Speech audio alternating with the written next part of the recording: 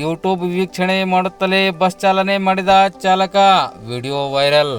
Highway ರಸ್ತೆಯಲ್ಲಿ bus ಚಲಾಯಿಸುತ್ತಿದ್ದ ಸಂದರ್ಭದಲ್ಲಿಯೇ ಮೊಬೈಲ್ನಲ್ಲಿ YouTube ವೀಕ್ಷಣೆ ಮಾಡುತ್ತಾ ಬಸ್ ಚಾಲಕನೊಬ್ಬ ಬಸ್ ಚಲಾಯಿಸಿದ ಘಟನೆ ಇಂದು ಸೋಮವಾರ ಬೆಳಗ್ಗೆ 7 ಗಂಟೆ ಸುಮಾರಿಗೆ ನಡೆದಿರುವುದು ಬೆಳಕಿಗೆ ಬಂದಿದೆ.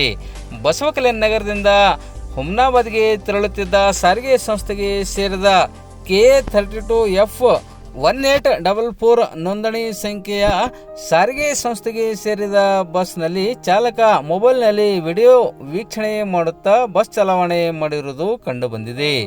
ಬಸವಕಲ್ಯಾಣ ನಗರದಿಂದ ಹುಮ್ನಾಬಾದ್ಗೆ ತೆರಳುತ್ತಿದ್ದ ಸಂದರ್ಭದಲ್ಲಿ ರಾಷ್ಟ್ರೀಯ ಹೆದ್ದಾರಿ 65ರ ಮಾರ್ಗವಾಗಿ ರಾಜೇಶ್ವರ ಗ್ರಾಮದ ಸಮೀಪ ಮಹಿಳೆಯೊಬ್ಬರು ಬಸ್ ಚಾಲಕ ಮೊಬೈಲ್ನಲ್ಲಿ ವಿಡಿಯೋ ವೀಕ್ಷಣೆ ಮಾಡುತ್ತಿರುವ ದೃಶ್ಯವನ್ನು ತಮ್ಮ ಮೊಬೈಲ್ನಲ್ಲಿ ಸೆರೆ ಹಿಡಿದಿದ್ದಾರೆ.